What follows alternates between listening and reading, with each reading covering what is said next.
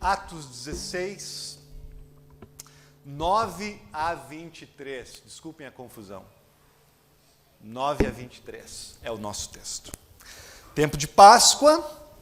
Além de ler textos de ressurreição, lemos também histórias de Atos, que nos contam como a mensagem da ressurreição, a mensagem de um Jesus vivo, se espalhou mundo afora, tocando muitos corações. Então, hoje a mensagem é sobre Atos. É um estudo de caso. Já ouviram falar sobre isso? Um estudo de caso, por assim dizer, né? Paulo visita a cidade de Filipos e anuncia lá o evangelho. Muitas pessoas são convertidas, 3 são mencionadas em especial, 2 são mulheres. Lucas nos conta suas histórias, estava presente, inclusive, no evento, e ele nos conta essas histórias, porque estas histórias destas mulheres vão tocar nas nossas histórias. Vamos aprender hoje quem são essas mulheres de Atos 16, como é que o evangelho chegou para elas, qual foi o resultado e o que isso tem a ver com a gente. Muito bem. Quem eram estas mulheres e como o evangelho chegou a elas? Primeiro de tudo, são 2 mencionadas, temos Lídia. Começa no versículo 13. No sábado saímos, até o versículo 10, o Lucas dizia, eles fizeram isso, eles fizeram aquilo, nessa viagem de navio Lucas entrou na história. E aí o verbo já muda, ele já está dentro da história. Então em Filipos o Lucas já é ocular. No sábado, saímos da cidade para a beira do rio, onde nos pareceu haver um lugar de oração, e assentando-nos, falamos às mulheres que haviam se reunido ali, certa mulher chamada Lídia, da cidade de Tiatira, vendedora de púrpura, temente a Deus, nos escutava. Algumas coisas que a gente aprende aqui sobre ela. Primeiro de tudo, Lídia, ela é cosmopolita. Ela é de Tiatira, ela não é da Macedônia. Ela é da Grécia. Está ali porque é uma mulher cosmopolita. Segundo, ela é uma empreendedora, uma empresária do ramo têxtil. Tinha seu negócio, um negócio caro, sofisticado. Processamento de tecido era algo difícil, caro, muito mais ainda na cor púrpura. Era a cor dos reis. Vender tecido púrpura era algo muito difícil. Ela, toda uma businesswoman ela. Rica, muito provavelmente. Lídia não tem uma loja no Saara, Eliette. Ela tem uma boutique na Santa Clara. Para vender tecido púrpura na época, só se você tivesse uma boutique num shopping. Porque só pessoas da alta sociedade têm condições de comprar esse tipo de cor nessa tela. Terceiro, nos diz que ela é temente a Deus. É um termo técnico para falar dos gentios, gregos, romanos, que tinham deixado já o politeísmo, ou estavam deixando o politeísmo, e tinham começado a ler o Antigo Testamento. Começado a procurar no Deus de Israel uma opção diferente de religião. Esses eram os tementes a Deus. Senhoras e senhores, lhes apresento uma pessoa totalmente digna de admiração. Pessoalmente autodisciplinada, sofisticada, sucesso profissional e, ao mesmo tempo, virtuosa, moralmente decente, íntegra. De qualquer ângulo que você olhe para essa mulher, ela é tudo, ela é top. Como é que o evangelho alcançou essa mulher? Na época, as pessoas que se interessavam pela religião judaica, essas pessoas tementes a Deus, podiam frequentar a sinagoga, mas nem toda a cidade tinha sinagoga. Aparentemente, em Filipos não tinha uma. E mesmo que tivesse, as pessoas também podiam se encontrar em outros locais. E às vezes se reuniam em locais apartados para orar, para conversar, para estudar a Bíblia. É um grupo de estudo bíblico, por assim dizer, que está acontecendo ali, um grupo pequeno, né? E diz que o Paulo, o Silas, o Timóteo e o Lucas, esses 4 homens, se aproximaram desse grupo. Devia ser um grupo pequeno, porque eles se sentam para conversar com elas, né? Se é um grupo grande, eles têm que ficar em pé para poder falar, pegar um microfone. Mas se eles se sentaram, é porque era um grupo, uma célula pequenininha, ali na beira do rio. Então, imaginem essa cena, e não imaginem um pastor fazendo um sermão, uma palestra num congresso, porque não é isso que está acontecendo aqui. Está muito mais na beira do rio para uma roda de conversa, troca de perguntas e respostas, por assim dizer, né? Um lugar seguro, um grupo intimista, sem muita pressão, propício para se ter uma investigação sobre Deus, uma investigação racional, intelectual, sobre a religião. Provavelmente foi assim que o evangelho alcança Lídia. O texto diz que o Senhor lhe abriu o coração para que ela estivesse atenta ao que o Paulo dizia. E reparem nesse estar atenta, prosechem. Significa que ela foi atraída. Ela ficou fascinada com o que Paulo estava ensinando. E o que o Paulo estava ensinando, pastor? Não sabemos, o texto não diz. Temos pistas. Quais pistas? Provavelmente era muito semelhante ao que o Paulo ensinou no capítulo seguinte, quando ele foi a uma outra cidade grega, Atenas, para ensinar para os gregos de lá. E a gente já estudou essa história aqui em Atos 17, Paulo lá em Atenas, lembram? Era uma mensagem de Paulo lá que buscava dialogar com a cultura da época, e especialmente dialogar e talvez confrontar 2 grandes influências que faziam parte do pensamento da época, né? Quem lembra? Os estoicos e os epicureus, que são citados ali nesse contexto. 2 escolas famosas de filosofia. Podem perguntar bem para o Mateus o que essas escolas ensinavam depois. Eu vou resumir, super resumido aqui, talvez até caricaturadamente. Mas assim, os estoicos acreditavam que o jeito de viver uma vida boa era não amar a nada com muita paixão. Daí o estoicismo significa a palavra desconectar o coração. Te desconecta do coração. Tinha um filósofo estoico que chegou a dizer assim, uma vez, para dar um exemplo. Quando você beija o seu filhinho pequeno no bercinho, você tem que, nesse momento de estar em afeto com ele, dizendo coisas para você mesmo no seu interior. Dizendo o quê? Não te apegue, não te apegue, não o ama, porque você vai morrer logo. Não o ame com muita força. Não entregue o seu coração para o seu filhinho. Não entregue o seu coração para ninguém. Do contrário, você vai sofrer. Então, como é que a gente passa pela vida sem sofrimentos? Segundo o estoico, não entregando o seu coração para ninguém. Os epicureus eram diferentes, outra visão de mundo. E eles diziam, quando você morreu, acabou. Não tem mais nada. Então, viva essa vida tentando tirar máximo proveito de todas as circunstâncias para o teu próprio prazer. Você só tem essa vida para viver, então desfrute ela. Faça o que te faz feliz. Estas eram as principais mensagens que se apresentavam às pessoas na época. Se vocês pararem para pensar, ambas são egoístas. Ambas são autocentradas. Eu não me envolvo para eu não sofrer. Se vai faltar amor para o meu filho, para o meu vizinho, o problema dele. Eu não posso me entregar porque senão eu vou sofrer. Isso é egoísmo. Ou então, eu me envolvo totalmente e eu aproveito tudo que tem da vida, porque o que importa é que eu seja feliz. Percebem que ambas são muito autocentradas? Talvez esteja aí a razão, pelo menos em parte, que fez o cristianismo bombar nos primeiros séculos.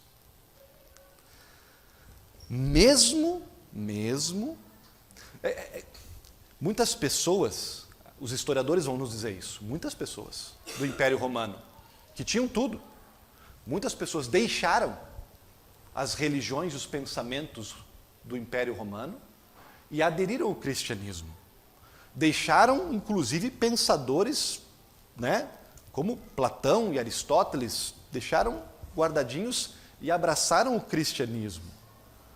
Porque, no fundo, para o cidadão comum, essa mensagem dos estoicos e essa mensagem dos epicureus, ela cansava, ou ela não entregava o que ela prometia. Ela, no fundo, no longo prazo, ela deixava a pessoa com uma vida vazia, porque ou ela não amava, ou ela amava demais as coisas equivocadas. E não te dava nenhuma esperança do pós-morte, porque morreu, acabou.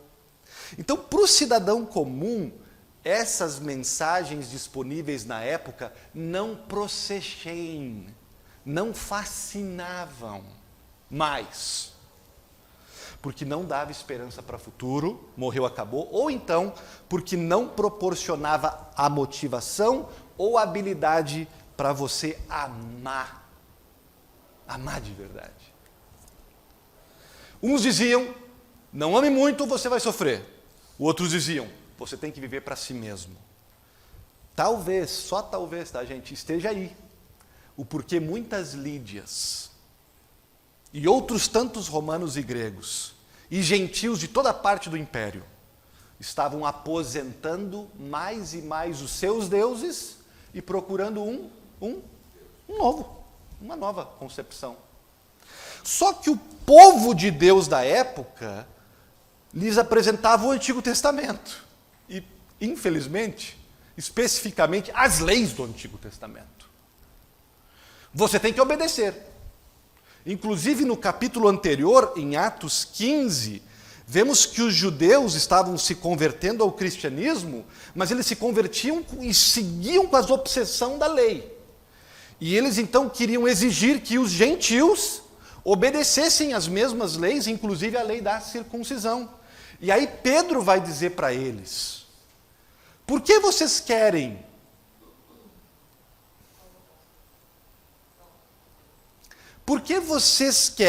impor no pescoço dos gentios um jugo que nem vocês e seus ancestrais foram capazes de carregar? Nós acreditamos que é pela graça do Senhor Jesus que somos salvos. Pedro estava dizendo, por que vocês estão tão obcecados com a lei? Impor lei para os gentios? Por séculos vocês têm tentado cumprir essas leis. E ela esmagou vocês. Nunca conseguiram. Então, vejam, o cenário aqui está Lídia e outras pessoas tementes a Deus, num pequeno grupo de estudo bíblico. Só que elas estão contra a parede. Elas estão entre a cruz e a espada. Por um lado, estão tentando abandonar o vazio de viverem egoisticamente para si mesmos. Não é? Estão tentando abandonar, chega de estoicismo, chega de epicureísmo. Só que, por outro, elas descobrem uma nova religião judaica que está lhes dizendo, vocês vão ter que se salvar a si própria, com as suas próprias obras. Obedeça, obedeça, obedeça. E eu me pergunto quantos cariocas não estamos numa situação parecida, né? Quantos vizinhos nossos não estão na mesma situação? Por um lado, cansados de uma vida, de uma cultura, de uma filosofia de vida que nos deixa cada dia mais vazios. Temos um montão de coisa, brincamos com um monte de coisa, nos divertimos, mas vamos para casa cada vez mais vazios, deitamos para dormir, estamos cada vez mais desiludidos com as coisas. Por outra, quando a gente vai buscar na religião alguma opção, a gente acaba só encontrando caminhos religiosos de lei, lei, lei. Obedeça, obedeça, obedeça. Islamismo, lei. Espiritismo, lei, pura lei. Budismo, pura lei. Lei, lei, lei, obedeça, te vira.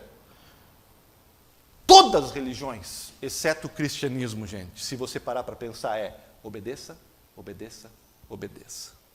Salve-se sozinho. Mas não consigo, pastor. Então morra tentando. E joga para outra vida, porque na outra vida de repente vai melhorar. E esse negócio de obedecer, esse negócio da religião, da lei é tão forte que até mesmo, gente, em muitas versões do cristianismo, o que você encontra nas igrejas é lei, lei, lei, obedeça, obedeça, obedeça. E é nessa hora, entre o vazio de uma vida sem religião, mais uma cangalha no teu pescoço quando você tenta buscar auxílio na religião, é nesta hora da Lídia e da gente que Paulo aparece.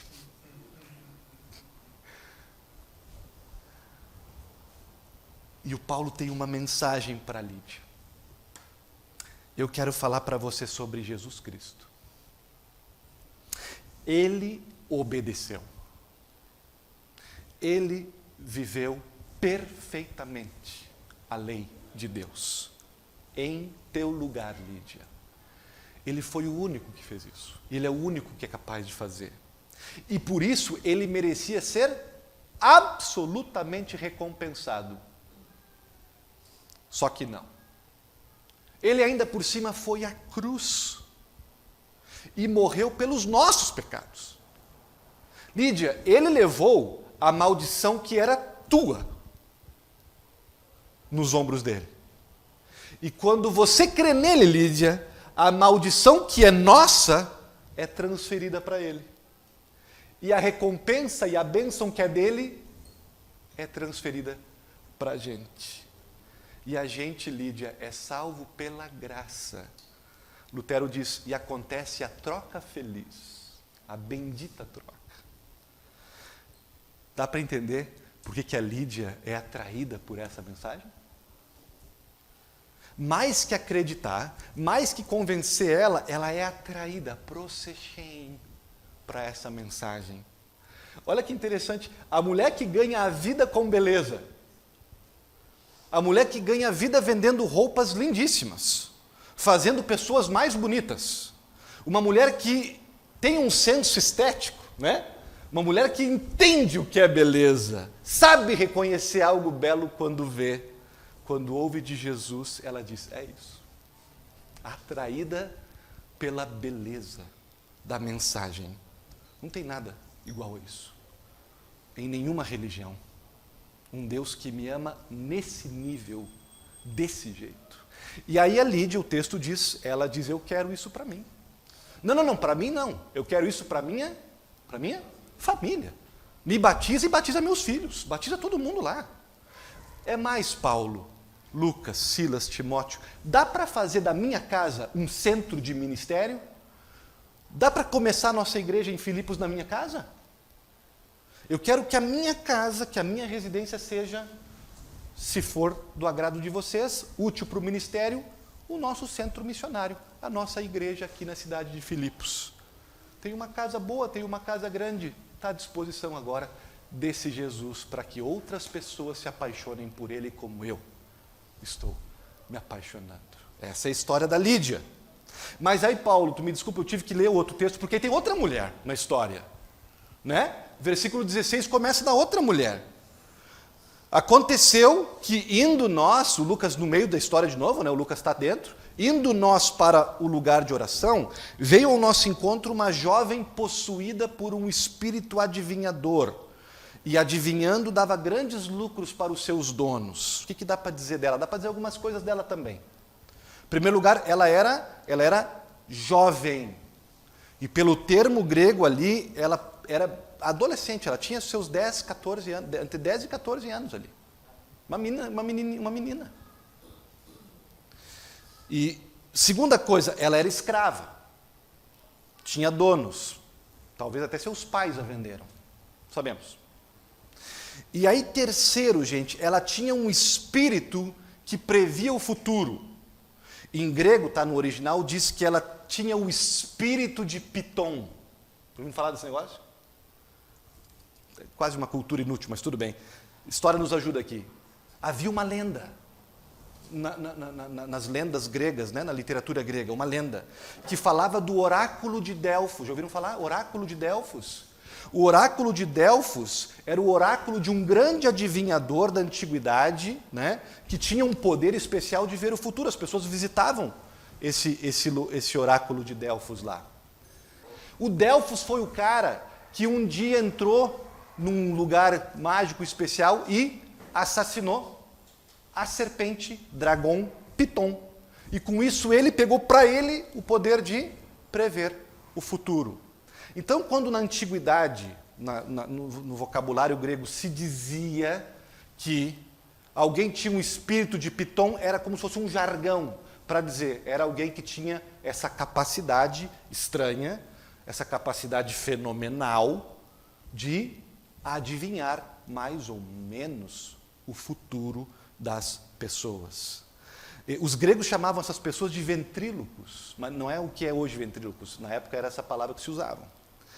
E eram pessoas que eram atormentadas por dentro. Isso não são pessoas normais não, gente, são pessoas extremamente esquisitas, agiam de forma bizarra, falavam com vozes estranhas, né? Imagine uma adolescente com voz gutural, e aí se vocês lembrarem do Exorcista, Linda Blair, não estão muito longe da cena que está acontecendo aqui. Era uma menina nesse estilo aqui. Pessoas bizarras, mas ao mesmo tempo, acredite se quiser, algumas coisas que elas diziam que ia acontecer, aconteciam. Conhecimento claro e evidente.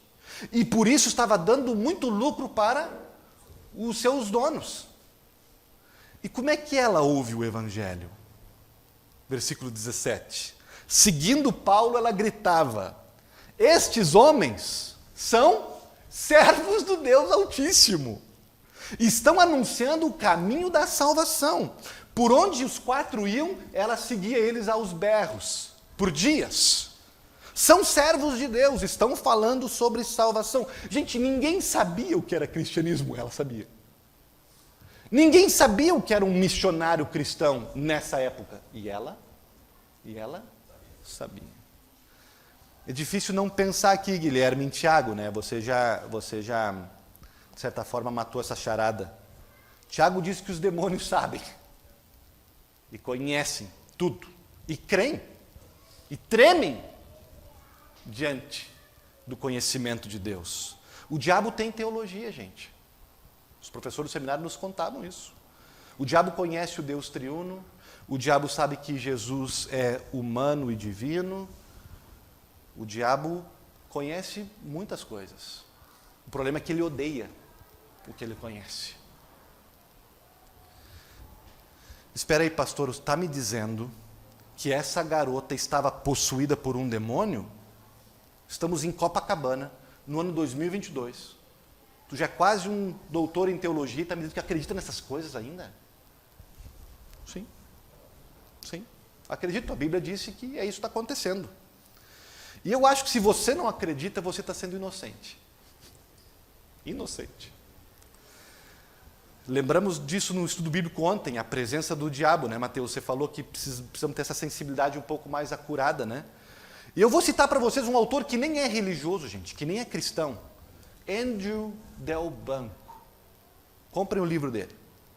A Morte de Satanás. Eu só conheço ele em inglês. Ele é professor na Universidade de Colômbia. É um acadêmico, é um respeitado estudioso. E secular, não é religioso. Não é religioso. E olha o que ele escreve, gente. Cito ele aqui. Nossas teorias pálidas de simplicidade, capacidade de gerenciamento e controle do mal, ou seja, a gente achar que o mal é simples, a gente achar que a gente pode gerenciar ele, controlar ele, nos deixou completamente despreparados para a realidade. Não vou aprofundar isso aqui porque eu já estudei com vocês esse negócio do mal aqui na igreja. Mas basicamente, olhe ao redor de você no mundo. Nem tudo tem uma explicação científica, gente. Essa garota, o que quer que ela tenha, não é psicológico. Não é. Não é sociológico. Psicologia e sociologia explicam muita coisa, mas não isso está acontecendo aqui. Essa moça conhecer o que ela está conhecendo aqui. Del Branco tem razão em dizer, não menospreze a complexidade e a força do mal. O mal é tanto natural como sobrenatural. Parafraseando Hamlet, né? Há mais coisas no céu e na terra do que explicam as nossas ideias, né? Filosóficas, psicológicas, teológicas. A garota estava escravizada por mestres terrenais, os senhores dela, né, que ela era escrava, mas ela também estava escravizada por mestres no mundo dos espíritos. Mas antes de você achar que tudo isso é muito esquisito, saiba que quem foi convertido adulto, normalmente também relata uma experiência parecida. Ele também diz, mesmo que não tinha um demônio perto, ele diz que ele se sente como se ele foi libertado de uma escravidão, de uma opressão. Pergunte para alguém que foi convertido depois. E mesmo quem não teve essa sensação, como eu, que fui convertido com 10 dias de vida, eu creio no que a Bíblia diz. E a Bíblia diz que todos que fomos resgatados por Cristo, antes de sermos resgatados, estávamos escravizados em nosso pecado. E mesmo hoje, depois de estar com Cristo, é sempre uma tentação voltar para aquela vida e para aquela natureza e voltar para a escravidão. Como assim, pastor? É que nós somos controlados pelo que nós mais amamos, pelo que é mais importante na nossa vida. E a menos que Jesus seja o Senhor da nossa vida, a menos que Jesus seja aquele por quem eu me acordo de manhã, a menos que Jesus seja aquele que é o amor real da nossa vida, a gente acaba se escravizando com o tempo por alguma coisa, por alguém que a gente nem se dá conta disso, gente. Agora, e essa garota na história? Voltando para ela. Ela está de trás dos missionários. Vocês viram? Anda de trás. Foi ela atraída, como a Lídia, pelos missionários, ou ela está atacando eles? O texto não diz, né? Ela está anunciando a chegada deles ou denunciando a chegada deles?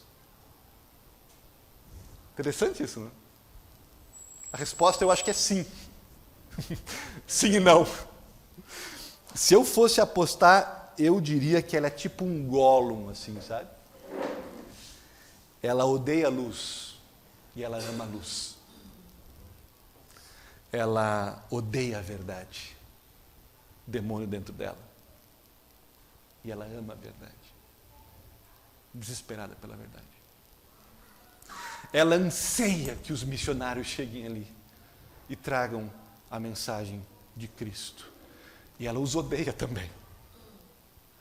Porque é assim que é estar espiritualmente escravizado, né? Quem sabe até rejeitada pela família. Economicamente também completamente oprimida, explorada. Se Lídia é dona de uma boutique na Santa Clara, essa adolescente perambula pelos cracudos. Vive debaixo do viaduto. Como é que o Evangelho alcança ela? Versículo 18. Diz que se repetiu por muitos dias aquilo ali, né? E o Paulo, olha que interessante, o Paulo diz ali, já indignado. Voltando-se, disse ao Espírito, em nome de Jesus Cristo, eu ordeno que você saia dela. E na mesma hora o Espírito saiu. Olha o Paulo indignado aqui. Vocês viram o Paulo indignado? Não faz parecer o Paulo terrível, se você parar para pensar? Né? Paulo indignado com uma adolescente oprimida por demônios. Aliás, isso até mostra que a história não foi inventada, se você parar para pensar. Porque se alguém quisesse promover o cristianismo, não teria escrito que o Paulo tinha ficado indignado com uma pobre coitada. Teria colocado na história o Paulo bonzinho, né? Um Paulo movido por compaixão, como Jesus, pobre alma, em Jesus você vai ter soluções para os seus problemas. Mas não, gente, o Paulo está irritado. Jesus não agiria assim, mas Paulo não é Jesus. Jesus é Deus. O Paulo também tem os seus erros como a gente. Paulo está bem humano aqui, se indignando com aquela chatice. O Paulo diz, não aguento mais esse negócio, e exorciza o demônio. Olhem que interessante, o que a Lídia precisava? Um grupo de estudo bíblico, uma roda de conversa, para conversar. Vamos sentar e falar sobre Jesus, epicureus, estoicos, opções que se tem, racionalmente. O que essa menina precisa? Não precisa disso. Pelo menos não nesse momento. Essa menina precisa de poder. Essa menina precisa de intervenção. Essa menina precisa de muito mais do que a Lídia precisava. A Lídia precisava saber que o pecado dela tinha sido perdoado e ela estava livre para amar os seus filhos e se entregar de corpo e alma para eles. E saber que ela vai amar eles por toda a vida e por toda a eternidade, porque quando a gente morre é só o começo, a gente segue. Essa menina precisava disso e muito mais, ela precisava de um Senhor novo. Ela precisava de um dono novo. Ela precisava de um rei, de um novo mestre, de alguém que pudesse quebrar-lhes as correntes da escravidão. Em nome de Jesus, eu ordeno, sai dela. Em nome de Jesus. Nomes eram muito mais importantes do que são hoje. Nomes hoje são quase que só etiquetas. Naquela época, se você mudava de nome, se você mudava de vida, você mudava de nome. E Paulo diz para o demônio, o nome de Jesus é muito maior que o seu. O nome de Jesus é muito mais poderoso que o seu. Assim que, fora, vaza e nunca mais volte aqui. Como nós cantamos hoje, saudai o nome de Jesus, porque é Ele quem quebrou-vos os grilhões. Gente, quais foram os resultados, né? Os resultados na vida dessas mulheres. Vamos juntar as peças aqui. O que nós aprendemos dos dois exemplos, que a gente possa até aplicar para nós? Primeira coisa para mim é a importância do movimento feminino. Importância do movimento feminino no cristianismo. Importância das mulheres. Né? E que bom que isso aconteceu, inclusive tendo Paulo como o mensageiro, porque o Paulo não tem uma boa reputação com as mulheres, em alguns círculos. Algumas pessoas acham que o Paulo é contra as mulheres. Mas o Paulo é chamado para ir para Macedônia, ele vai para Filipos, ele chega lá e encontra um grupo de oração. No grupo de oração só tem mulheres. O que ele faz? Ele vai. Ele vai lá, pô. Ele não diz, as mulheres não têm status nenhum na cultura greco-romana. Não dá para plantar uma igreja a partir de mulheres. Ele diz isso? Não. Ele não dá para edificar uma igreja forte se a gente só tiver um grupo de líderes que sejam femininas. Não. Ele compartilha o evangelho com as mulheres. E quando eles discutem na sequência qual é o rumo daquela igreja, o Paulo nem quer plantar a igreja na casa da Lídia. Vocês percebem ali no texto? Ele não queria muito isso. Não sei por quê, não sabemos por quê. Mas ela o convence. Ou seja, o Paulo entra num debate com uma mulher e ela apresenta bons argumentos e ele, ok, você venceu. Ele cede. Vamos começar a igreja na tua casa, Lídia. É assim que a gente vai fazer. Plantemos a igreja lá, você está certa. E a Lídia se torna o pilar da igreja de Filipos. É a primeira igreja naquela província. E que igreja! Leia a carta aos Filipenses. É a carta mais linda do Novo Testamento. Os filipenses são a joia do coração de Paulo. A igreja mais generosa, a mais amorosa, a mais pujante, a que mais lhe dava orgulho. Paulo quase que não tem crítica nenhuma para eles. Ele só fala de alegria para eles. Vocês conhecem a carta? Né? Alegria. A igreja de Filipos, a igreja que foi plantada a partir da Lídia e da escrava, e do carcereiro que aparece mais adiante. Lídia na liderança, ela não está sozinha, muitas mulheres no movimento cristão, e isso é muito bom, gente. E que bom, preciso falar disso, porque até para a nossa igreja isso é importante, aqui na Congregação Cristo Redentor. Parabéns e obrigado a todas as mulheres que fazem parte dessa igreja e fizeram desde o começo. Paulo, aqui nada contra nós que somos homens, a gente sabe que a gente também trabalha, mas afirmar as mulheres, tá? Afirmar as mulheres e dizer para vocês, mulheres, que o que vocês fazem é extremamente importante. E continuem fazendo e façam mais, inclusive. Ocupem o lugar que é de vocês no reino de Deus, nesta congregação, ou onde quer que você congregue. Isso, inclusive, na IELB é importante também, né? As servas, né, gente? As servas da nossa igreja luterana também assim, a gente pode eventualmente até não participar ou ter uma outra questão ali, uma questão crítica, mas assim, as servas, se você perguntar para qualquer luterano, qualquer pastor, qualquer congregação, vão dizer, as servas são o coração dessa igreja. A LSLB puxa e planta e faz e acontece. Meu Deus, o quanto trabalho! Então vocês são importantes, damas. Assumam o seu lugar, nos ajudem e liderem como Lídia, como essa escrava. Segunda coisa, notem também a importância da casa para o ministério.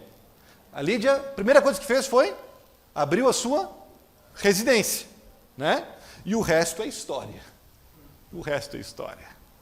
Os primeiros 300 anos do cristianismo, o cristianismo conquistou o Império Romano nas casas das famílias cristãs, nas residências. Mas pastor, abrir minha casa é difícil, aqui no Rio de Janeiro. A gente marca os encontros no barzinho, pastor. Eu não tenho casa, eu tenho um apartamentinho pequeno. Somos todos meio que hobbits aqui no Rio de Janeiro, né? A gente tem só uns buraquinhos para viver. É muito caro, né? Não tem problema. Ainda assim, o cristianismo foi baseado nisso. Em buraquinhos onde as pessoas moravam. E algumas casas mais abastadas, como a da Lídia. Não tem problema. Não é o tamanho que conta. É o acolhimento. É o que acontece dentro dessa casinha de hobbit. Eu vou defender a tese para vocês, até vocês cansarem de mim aqui na igreja. É nas nossas casas que a coisa acontece. Mais do que qualquer outro lugar. Abra a tua casa. Pode ser por um encontro mais formal, como a gente tem aqui na igreja, algumas famílias que têm estudos bíblicos, grupos de oração nas suas casas, ou pode ser algo não formal, pode ser você convidando seus amigos, seus parentes, seus vizinhos para um encontro informal, para comer uma pipoca, ver um filme, ver a série The Chosen, ou de repente bater um papo, dar uma comidinha para eles lá, um agrado, um cafezinho, um chá. E coloca uma oraçãozinha no meio da história, coloca ali uma bençãozinha para a pessoa também, coloca um carinho para a pessoa também. Se eu pudesse rogar algo para vocês, exortar vocês, eu diria, reivindique a casa de vocês de volta ao ministério, ou então devolvam a casa de vocês a Deus, de alguma forma. Terceiro, como é que a Lídia acreditou e como é que a própria escrava acreditou? O Senhor interveio, o Senhor interferiu, o Senhor abriu o coração, foi o Senhor quem deu-lhes fé. E vocês todos estão aqui, e eu, porque o Senhor nos presenteou com a fé. Ele abriu o nosso coração, muitos foi no nosso batismo, alguns podem ter sido depois de adultos, mas foi sempre o Senhor, é o Senhor por trás, precisamos dele. A vontade de Deus, eu li essa semana, não coopera com a nossa vontade. A vontade de Deus luta com a nossa vontade e ganha dela, graças a Deus. Graças a Deus. Na carta aos Filipenses, Paulo, talvez lembrando da Lídia, vai dizer, é o Senhor quem efetua em nós tanto o querer como o... É o Espírito Santo por trás de tudo, né? Oramos hoje no Credo Apostólico Lutero explicando isso. Creio que não posso crer sozinho, né? Creio que, por minha própria razão ou força, não posso vir ao Evangelho, nem seguir nele, mas o Senhor me chamou e me alimenta constantemente. A gente não consegue sozinho esse negócio da conversão. A gente precisa de Deus o tempo todo. Se você acha que não crê, peça a Deus. Peça a Deus. Em primeiro lugar, peça a Deus. Se você acha que crê pouco, peça a Ele mais fé. Mas não tenha dúvidas que o mínimo de fé que já mora dentro do coração de vocês já é fé. Querer crer já é crer. Deus trabalhando na tua vida, Deus agindo, Deus se mexendo. Ninguém pode dizer Senhor senão pelo Espírito Santo, diz 1 Coríntios 12. Sabendo disso, interaja com Ele. Te comunica com Ele que está trabalhando dentro de você, né? E confie nele. Confie nessa relação que é um presente dele, que é graça. Não poderíamos achar Deus se Ele não tivesse nos achado primeiro e Ele te achou. Então, relaxa. Relaxa um pouco. Você está nas mãos dele. Ele te achou. Não precisa correr atrás dele para captar algum tipo de atenção. Por outro lado, ainda nesse ponto, se você quer ajudar alguém a crer, se você ama alguém e dói em você que essa pessoa não está com Jesus, não está crendo, de repente está afastada de Deus, está afastada da igreja, né? Tenha em mente que tem um limite para o que você pode fazer. Não tente ser o Espírito Santo. Você não vai conseguir, não está qualificado para isso. Só o Espírito pode abrir os corações. O que nós podemos fazer é tirar algumas pedras do caminho. O que nós podemos fazer é proporcionar encontros dessa pessoa querida com o Espírito Santo, colocando ela em contato com a palavra de Deus. Mas, no fundo, a gente tem um certo limite no que a gente pode fazer. A gente pode convidar, a gente pode falar para ela de Jesus, a gente pode até testemunhar com a nossa ação, com a nossa vida, né? Mostrar uma vida cristã com a nossa atitude. E a gente pode, claro, orar, e orar muito, para que o Senhor abra a porta da fé aos que não ainda lhe conhecem, como diz a nossa oração geral da igreja. E por último, que para mim é o principal desse texto, por isso que eu deixei para o final, que é o que esse capítulo, acima de tudo, está dizendo para nós, é que não importa quem você é, Lídia ou uma escrava endemoniada, você precisa de Jesus. Não importa as suas necessidades, Jesus pode satisfazer. Quão diferentes essas mulheres são. E Jesus visitou as duas. E colocou as duas na mesma igreja. Elas não frequentavam os mesmos lugares na sociedade. A dona da boutique e a cracuda. Mas estão na mesma igreja. Os judeus na época tinham uma oração de manhã, os homens judeus tinham uma oração clássica que eles faziam. Graças te dou, Senhor, porque eu não sou uma mulher, um escravo e um gentil.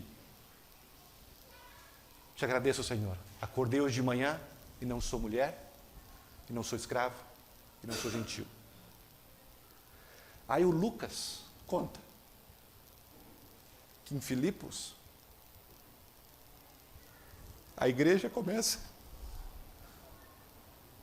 com uma mulher, uma escrava e o gentil, que é o carcereiro, que eu nem falei hoje para vocês. Sim, que a igreja é. Então, gente, nós somos diferentes. O mundo segrega, boutique, cracudo, vota nesse partido, vota no outro. E alguns cristãos podem cair na tentação de imaginar que existe o típico cristão, sabe? O típico cristão é gremista. Não, o típico cristão é luterano. O típico cristão é conservador. O típico cristão é liberal. O típico cristão é dessa... Não existe tipo cristão. Não existe. O que existe é Cristo visitando todo mundo, independente de quem a pessoa é, e dizendo, só eu posso satisfazer a tua necessidade mais racional ou mais mística, conversando ou com uma interferência de poder. Só eu posso fazer. Só o meu evangelho te seduz. Só o meu evangelho atrai com beleza ou submete com poder. E só o meu evangelho junta vocês. Junta vocês. Interessante que os donos da escrava, quando veem o que acontece lá, eles enlouquecem, porque vão perder dinheiro, né?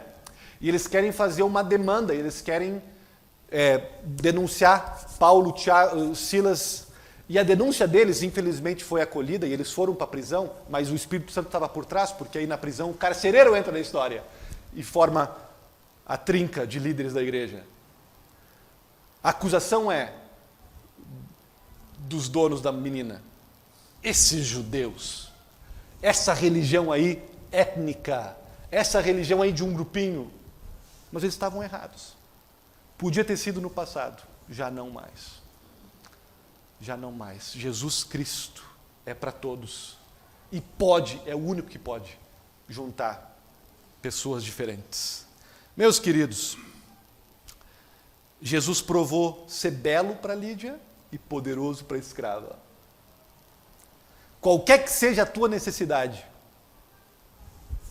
Ele pode, ainda hoje, se provar para você belo e poderoso também. Amém.